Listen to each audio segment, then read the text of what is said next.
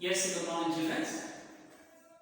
जो आज हमारा टॉपिक है कारक का। सी चिल्ड्रंस, क्या आप लोगों को पता है कारक किसे कहते हैं और कारक की परिभाषा क्या है? ಗೊತ್ತಿದೆಯಾ ಮಕ್ಕಳ? कारक ಅಂದ್ರೆ ಏನು? So what is the definition of कारक? See, इसे कन्नड़ भाषा में कहते हैं विभक्ति प्रत्यय। ಕೇಳಿದ್ರಾ ಮಕ್ಕಳ? ಕನ್ನಡದಲ್ಲಿ ಇದನ್ನ ವಿಭಕ್ತಿ ಪ್ರತ್ಯಯ ಅಂತ ನಾವು, ಹೌದಾ? ಪ್ರಥಮ ವಿಭಕ್ತಿ, ದ್ವಿತೀಯ ವಿಭಕ್ತಿ, ತೃತೀಯ, ಚತುರ್ಥಿ, ಪಂಚಮಿ, ಷಷ್ಠಿ, ಸಪ್ತಮಿ ಅಂತ ಹೇಳ್ತೀವಿ ನಾವು. ಕೇಳಿದಲ್ವಾ? Yes, for that only in Hindi we call कारक. So एक कन्नड़ में कहते हैं विभक्ति प्रत्ययಗಳು. अर्थ आಯ್ತಾ ಅಂತ ಕೇಳಿದ್ರೆ ಕನ್ನಡದಲ್ಲ? Yes, same thing, the same topic, same content, same thing. Hindi में इसे कारक कहते हैं. It is कन्नड़ विभक्ति प्रत्ययಗಳು. ಪ್ರತ್ಯಯಗಳು. ಅದು ಮಕ್ಕಳೇ, ಸಿ ಹಾಗಾದ್ರೆ what is the definition of कारक? सी चिल्ड्रन, परिभाषा है. परिभाषा means it is a definition.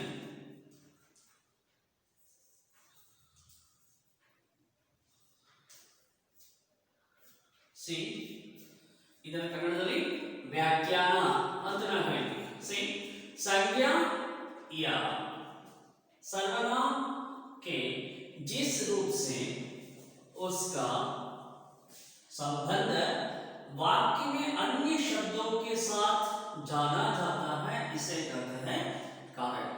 जो कहने का मतलब यह है, संज्ञा या सर्वनाम, नाउन और प्रोनाउन, ಒಂದು ವಾಕ್ಯದಲ್ಲಿ ಒಂದು ಸ್ಟೇಟ್ಮೆಂಟ್, ಒಂದು ಸೆಂಟೆನ್ಸ್ ತಗೊಂಡಾಗ ಮಕ್ಕಳಿಗೆ ಆ ಸೆಂಟೆನ್ಸ್ ಅಲ್ಲಿ, ಆ ವಾಕ್ಯದಲ್ಲಿ ಇರತಕ್ಕಂಥ ನೌನ್ ಮತ್ತೆ ಪ್ರೊನೌನಿಗೆ, ಹೌದಾ, ಸಂಜ್ಞಾ या सर्वनाम के साथ. सी संज्ञा मीन्स नाउन, निमಗೆಲ್ಲ ಗೊತ್ತೇ, संज्ञा मीन्स नाउन, सर्वनाम इट मीन्स प्रोनाउन.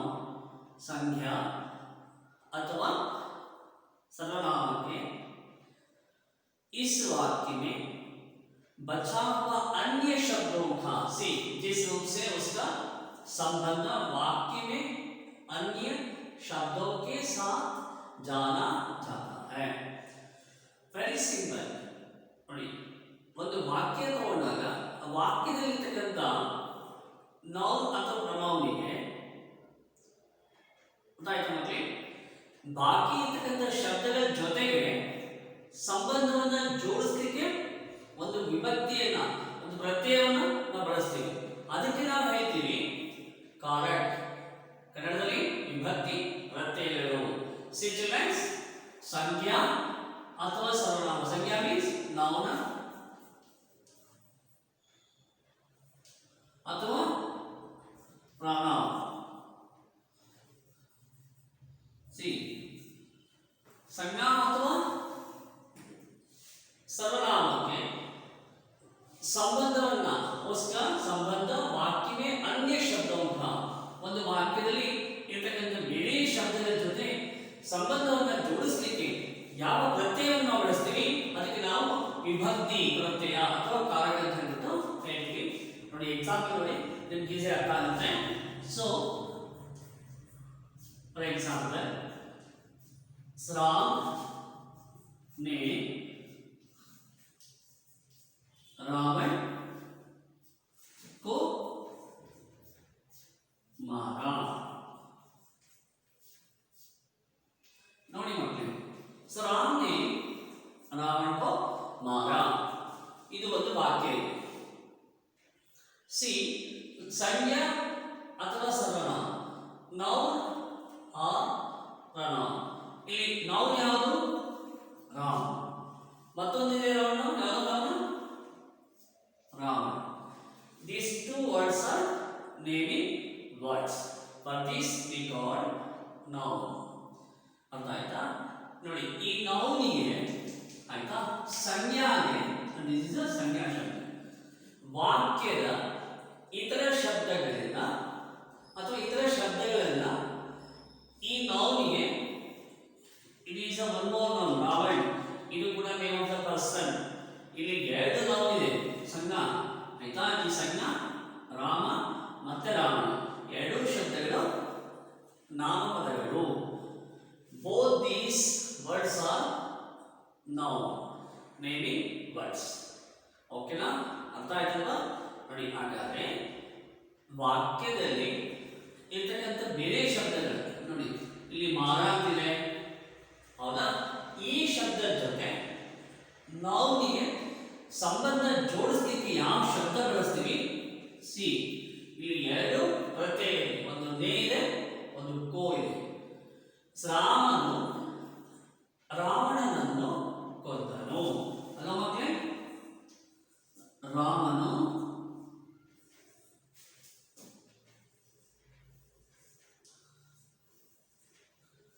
ರಾವಣನನ್ನು ಕೊಂದನು ಅಂತ ಹೇಳ್ತೀವಿ ನಾವು. ಹೌದಾ ಮಕ್ಕಳೇ? ಹಾಗಾದ್ರೆ ಇಲ್ಲಿ ನಾಮಪದ ಯಾವುದು? ಒಂದು ರಾಮ, ಇದು ನಾಮಪದ ನೇಮಿಂಗ್ ವರ್ಡ್ ಸಂಜ್ಞೆ. ಮತ್ತೊಂದು ರಾವಣ. ಈ ಎರಡೂ ಶಬ್ದಗಳನ್ನ ಹೌದಾ, ಈ ಶಬ್ದಗಳಿಗೆ ವಾಕ್ಯದ ಇತರ ಶಬ್ದಗಳು ಹೌದಾ ಸಂಬಂಧವನ್ನ ಕೂಡಿಸ್ಲಿಕ್ಕೆ ಇಲ್ಲಿ ನು ಇದೆ. ಅಂದ್ರೆ ರಾಮನು ಹೂ ಅಂತ ಹೇಳ್ತೀವಿ. ಇಲ್ಲಿ ರಾವಣನನ್ನು ಅನ್ನು ನೋಡಿ, ಇಲ್ಲಿ ಗಮನಿಸಿ ಅಲ್ವಾ. ರಾಮನು ಹೂ ಅಂತಕ್ಕಂಥದ್ದು ಒಂದು ವಿಭಕ್ತಿ ಪ್ರತ್ಯಯ, ಶ್ರಾವಣನನ್ನು ಅನ್ನು ಅಂತಕ್ಕಂಥದ್ದು ಮತ್ತೊಂದು ವಿಭಕ್ತಿ ಪ್ರತ್ಯಯ. ಅದೇ ತರಹ ಇಲ್ಲಿ ನೇ ಕಾರಕ, one more co. See, these two symbols are correct. ಈ ಎರಡು ಪ್ರತ್ಯಯಗಳು ಏನಾಗ್ತವೆ ಮಕ್ಕಳೇ? ಕಾರಕ ಅಂತ ಹೇಳ್ಬಿಟ್ಟು ನಾವು ಕರಿತೀವಿ. ಅರ್ಥ ಆಯ್ತು ಮಕ್ಕಳೇ? ನಾಮಪದದ ಜೊತೆಗೆ ಆ ವಾಕ್ಯದ ಇತರೆ ಶಬ್ದಗಳನ್ನ ಜೋಡಿಸುವುದಕ್ಕೆ ಯಾವ ಪ್ರತ್ಯಯವನ್ನ ಯಾವ ಚಿಹ್ನೆಯನ್ನ ನಾವು ಬಳಕೆ ಮಾಡ್ತೀವಿ ಅಂತ ಚಿಹ್ನೆಗೆ ನಾವು ಹೇಳ್ತೀವಿ ವಿಭಕ್ತಿ प्रत्यय. इसे हिंदी में कहते हैं कारक. कारक इट इज नथिंग बट संज्ञा अथवा सर्वनाम. नाउन और pronoun. See it. Noun संज्ञा, सर्वनाम pronoun. ಹೌದಾ? ನಾउन ಅಥವಾ pronoun ಗೆ ಲಿಂಕ್ ಮಾಡಲಿಕ್ಕೆ, ಸಂಬಂಧವನ್ನ ಜೋಡಿಸಲಿಕ್ಕೆ ಯಾವ ಒಂದು ಪ್ರತ್ಯಯವನ್ನ, ಒಂದು ಸಿಂಬಲ್ ಅನ್ನ, ಚಿಹ್ನೆಯನ್ನ ನಾವು ಬಳಕೆ ಮಾಡ್ತೀವಿ. ಆ ಅಕ್ಷರಗಳಿಗೆ, ಚಿಹ್ನೆಗಳಿಗೆ ನಾವು ಏನು ಕರಿತೀವಿ? ಇसे कहते हैं कारक. ओके चिल्ड्रन्स, ಅರ್ಥ ಆಯ್ತಲ್ವಾ कारक ಏನಂತ? Any doubt from this? So see here Ram ने रावण को मारा. श्राम ಅನ್ನೋದು ಒಂದು ನೌನ್, ನೇಮಿಂಗ್ ವರ್ಡ್. ಶ್ರಾವಣ ಕೂಡ ನೇಮಿಂಗ್ ವರ್ಡ್, ನೌನ್. ಈ ನೌನಿಗೆ ಇರ್ತಕ್ಕಂಥ ಬೇರೆ ಶಬ್ದಗಳ ಜೊತೆ ಲಿಂಕ್ ಅನ್ನು ಕೂಡಿಸಲಿಕ್ಕೆ, ಸಂಬಂಧವನ್ನ ಜೋಡಿಸಲಿಕ್ಕೆ ಇಲ್ಲಿ ಒಂದು ಕೋ ಇದೆ, ಇಲ್ಲಿ ಒಂದು ನೇ ಇದೆ. ಈ ಪ್ರತ್ಯಯಗಳಿಗೆ ನಾವು ಕಾರಕ ಅಂತ ಹೇಳ್ಬಿಟ್ಟು ಹೇಳ್ತೀವಿ. ಅರ್ಥ ಆಯ್ತಾ ಮಕ್ಕಳೇ? ಒಂದು ವಾಕ್ಯದಲ್ಲಿ ನಾಮಪದ ಅಥವಾ ಸರ್ವನಾಮ ಪದಗಳಿಗೆ ವಾಕ್ಯದ ಇತರ ಶಬ್ದಗಳ ಜೊತೆಗೆ ಸಂಬಂಧವನ್ನು ಜೋಡಿಸಲು ಬಳಸುವ ಪ್ರತ್ಯಯಗಳನ್ನ, ಚಿಹ್ನೆಗಳನ್ನ ನಾವು ವಿಭಕ್ತಿ ಪ್ರತ್ಯಯ ಅಥವಾ ಕಾರಕ ಅಂತ ಹೇಳ್ಬಿಟ್ಟು ನಾವು ಹೇಳ್ತೀವಿ. Okay children, is it clear? See, कारक के प्रकार हैं. प्रकार मीन्स टाइप्स.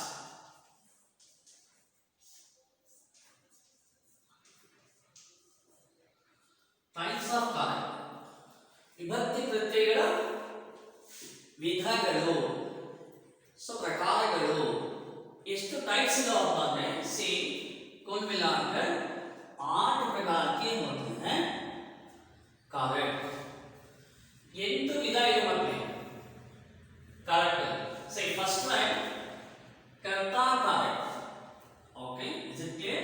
सेकंड वन जो कर्म कारक, और इसका चिन्ह है कर्ता कारक के चिन्ह है नहीं, और कर्म कारक दूसरा है चिन्ह है को, और तीसरा है थर्ड वन कर्म कारक और चिन्ह है से।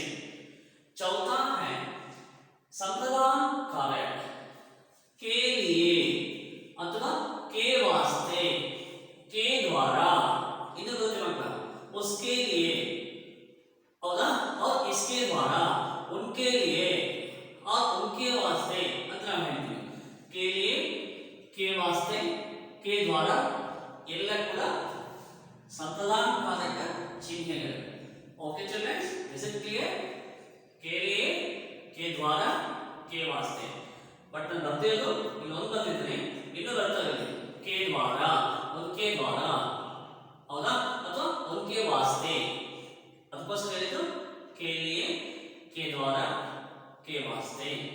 So next fifth one अपादान कारक, सिंबल से, understood? Okay. Sixth one संबंध कारक, चिन्ह है का, के, की, ये सभी संबंध कारक के प्रत्यय। और सेवेंथ वन सातवां है अधिकरण कारक, चिन्ह है में, पर। और लास्ट वन आखिरी है संबोधना कारक, चिन्ह है अरे हे। ओके चले, इस तरह कुल मिलाकर कारक होते हैं 8 प्रकार। So totally 8 types are there in विभक्ति प्रत्यय। ವಿಭಕ್ತಿ ಪ್ರತ್ಯಯದಲ್ಲಿ ಒಟ್ಟು 8 ವಿಭಕ್ತಿ ಪ್ರತ್ಯಯಗಳಿದಾವೆ, ಹೌದಲ್ವಾ? ಅದನ್ನ ನಾವು ಗಣದಲ್ಲಿ ಹೇಳ್ತೀವಿ ಪ್ರಥಮ ವಿಭಕ್ತಿ, ದ್ವಿತೀಯ, ತೃತೀಯ, ಚತುರ್ಥಿ, पंचमी, षष्ठी, हौदा लाइक दिस। कुल मिलाकर 8 प्रकार के होते हैं कारक। ओके चले, इज इट क्लियर? अर्थ आयता? Any doubt from this? No no? Okay चले, ओके ಈಗ तो क्लियर आयतो कारक किसे कहते हैं, कारक ಅಂದ್ರೆ ಏನು, ವಿಭಕ್ತಿ ಪ್ರತ್ಯಯಗಳು ಅಂದ್ರೆ ಏನು, what is the definition of विभक्ति प्रत्यय। डेफिनेशन परिभाषा कारक की संज्ञा अथवा सर्वनाम के जिस रूप से वाक्य में अन्य शब्दों के साथ संबंध जुड़ा जाता है इसे कहते हैं कारक। ಅಂದ್ರೆ ಒಂದು ವಾಕ್ಯದ ನಾಮಪದ ಅಥವಾ ಸರ್ವನಾಮ ಪದಗಳಿಗೆ ಆ ವಾಕ್ಯದಲ್ಲಿ ಇರತಕ್ಕಂಥ ಬೇರೆ ಶಬ್ದಗಳ ಜೊತೆಯಲ್ಲಿ ಸಂಬಂಧವನ್ನು ಜೋಡಿಸೋದಕ್ಕೋಸ್ಕರ ಒಂದು ಚಿಹ್ನೆಯನ್ನು, ಒಂದು ಪ್ರತ್ಯಯವನ್ನು ನಾವು ಬಳಕೆ ಮಾಡ್ತೀವಿ। ಆ ಪ್ರತ್ಯಯಕ್ಕೆ ನಾವು ಹೇಳ್ತೀವಿ ಏನಂತ ಹೇಳ್ಬಿಟ್ಟು कारक, विभक्ति प्रत्यय। ओके चलो, सो कुल मिलाकर कारक है 8। ओके, पहला है कर्ता कारक, चिन्ह है में, कर्म कारक को, करण कारक से, संप्रदान कारक के लिए, अपादान कारक से, संबंध कारक का, के, की, अधिकरण कारक में, पर, और संबोधना कारक अरे, ए, ओ, so like this। ओके चलो, सो इसे कहते हैं कारक के प्रकार। Okay, any doubt? No no? Okay चलो, सो हागाದ್ರೆ ನಾವು ನೋಡ್ತಾ ಹೋಗೋಣ कर्ता कारक ಅಂದ್ರೇನು, कर्म कारक किसे कहते हैं, करण कारक किसे कहते हैं, संप्रदान कारक किसे कहते हैं, अपादान कारक किसे कहते हैं, संबंध, अधिकरण, संबोधन कारक किसे कहते हैं, what is the definitions. Okay, so ನೋಡ್ತಾ ಹೋಗೋಣ one by one. Okay children, ಅರ್ಥ ಆಯ್ತಲ್ವಾ? Okay, see.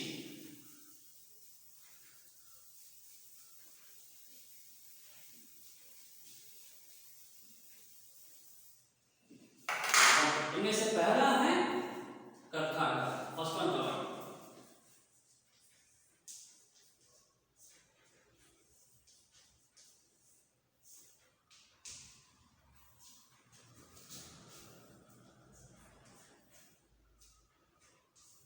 So चीनी है मतलब नहीं.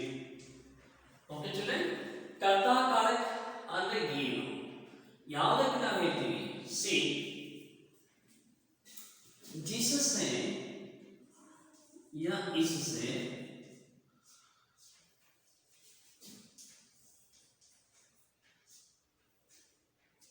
काम अथवा कार्य ಅಂದ್ರೆ ಅಲ್ಲ ಮಕ್ಕಳೇ, ಕೆಲಸ ಅಂತ ಹೇಳ್ತೀವಿ.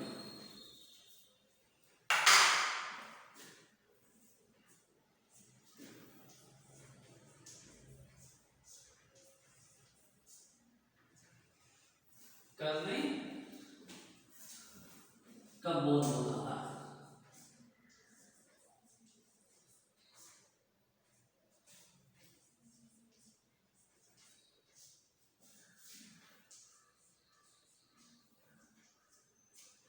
इसे कहते हैं कर्ता कारक. Very simple. इससे काम करने या कार्य करने वाले का बोध होता है, इसे कहते हैं कर्ता कारक. ಏನಪ್ಪಾ ಅಂದ್ರೆ ಕಾಮ್ ಮೀನ್ಸ್ ಕೆಲಸ, ಕಾರ್ಯ. ಯಾವ ಪ್ರತ್ಯಯದಿಂದ ಕೆಲಸ ಮಾಡುವವನ, ಹೌದಾ, ಕೆಲಸ ಯಾರು ಮಾಡ್ತಾ ಇದ್ದಾರೆ ಆ ಸಣ್ಣ ಅಥವಾ ನೋವಿನ ವ್ಯಕ್ತಿ ಜೊತೆಗೆ ಸಂಬಂಧವನ್ನ ಜೋಡಿಸೋದಕ್ಕೆ ಸೊ ಯಾವ ಪ್ರತ್ಯಯವನ್ನ ನಾವು ಬಳಕೆ ಮಾಡ್ತೀವಿ ಇದಕ್ಕೆ ನಾವು ಹೇಳ್ತೀವಿ कर्ता कारक ಅಂತ ಹೇಳಿ. ಹೌದಾ ಮಕ್ಕಳೇ? ಸಿ ಫಾರ್ ಎಕ್ಸಾಂಪಲ್,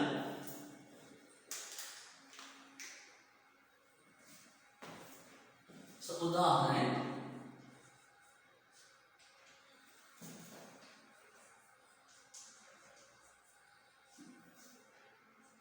मोहन ने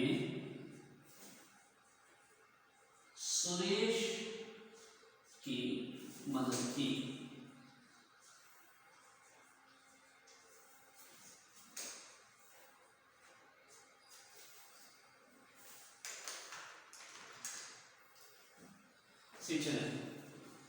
ಒಂದು ಮೋಹನ್ ने सुरेश की मदद की.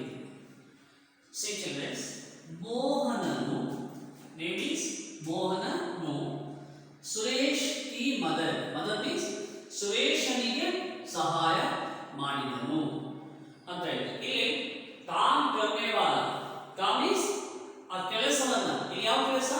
ಸಹಾಯ ಮಾಡ್ತಕ್ಕಂಥವನು ಯಾರು? ಮೋಹನ್. ಹೌದಾ? ಇವನೇನ್ ಮಾಡ್ತಾನೆ? ಸುರೇಶನಿಗೆ ಸಹಾಯವನ್ನ ಮಾಡ್ತಾ ಇದ್ದಾನೆ. ಅಲ್ಲಿಗೆ ಮೋಹನನೇ, ಮೋಹನನು ಇಲ್ಲಿ ಸಹಾಯವನ್ನ ಮಾಡ್ತಕ್ಕಂಥವನು ಮೋಹನ.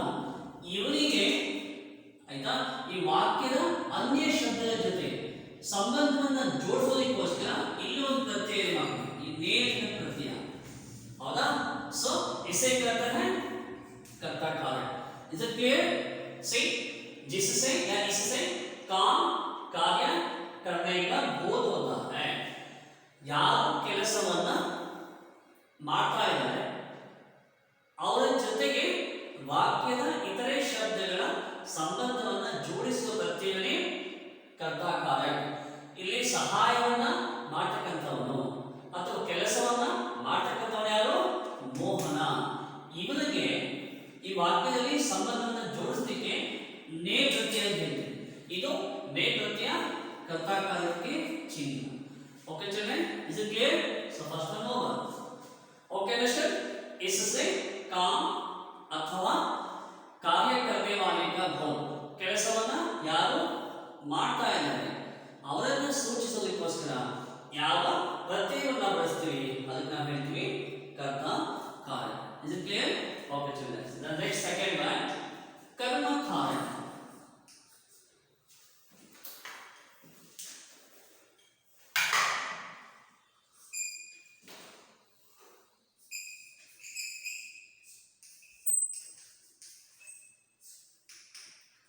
ಸೊ ಪರಿಭಾಷಾ है डेफिनेशन ಬಂದು ओके फर्स्ट ಪ್ರತಿಯೊಂದು को सी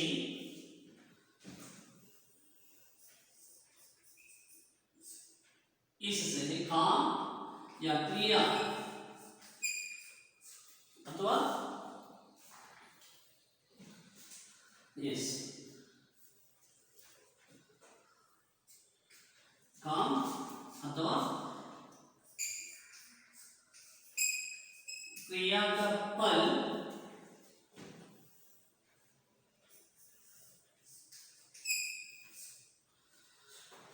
किस पर पड़ता है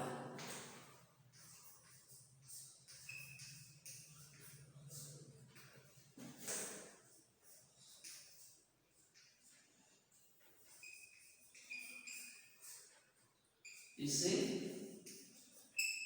कर्म कारक कहते हैं।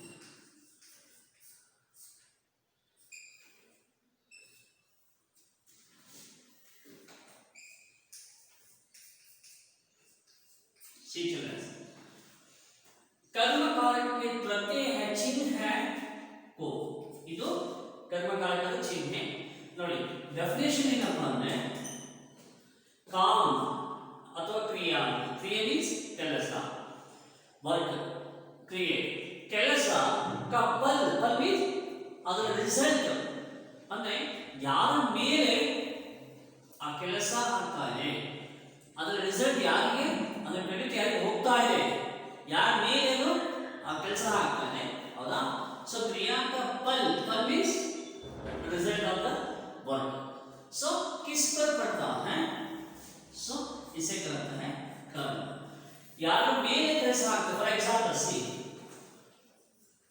उदाहरण पुलिस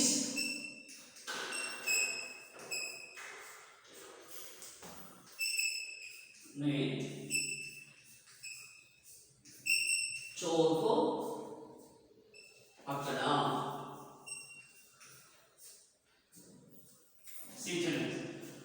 पुलिस ने चोर को पकड़ा पुलिस ने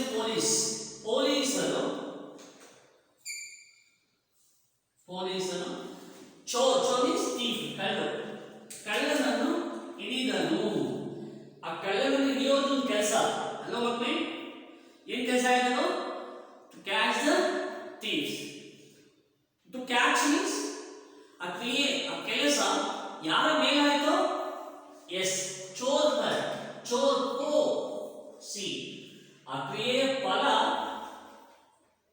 यू मेरा हौदा किसको पकड़ा चोर को पकड़ा पुलिस ने किसको पकड़ा चोर को पकड़ा अल्वा क्रिया का फल ಈ ಕೆಲಸ ಏನಾಗಿದೆ ಇದರ ರಿಸಲ್ಟ್ ಯಾರ ಮೇಲಾಗಿದೆ चोर पर इन्होंने चोर को पकड़ा ಇಲ್ಲಿ को सी सिंबल यहाँ पे दो को कर्मकाल सिंबल है को सो इस तरह क्रिया का फल किस पर पड़ता है इसे कर्मकारक कहते हैं पुलिस ने चोर को पकड़ा ಪೊಲೀಸರು ಕಳ್ಳನನ್ನು ಹಿಡಿದನು ಅಂದ್ರೆ ಹಿಡಿಯೋದು ಒಂದು ಕೆಲಸ ಇದು ಯಾರ ಮೇಲೆ ಆಯ್ತು ಚೋರ್ पर ಕಳ್ಳನ ಮೇಲೆ और ಕೆಲಸ ಆಗಿದೆ ಸೋ ಇಲ್ಲಿ ಕೋ ಅಂತಕ್ಕಂಥದ್ದು कर्मकारक प्रत्यय okay children is it clear any doubt no okay good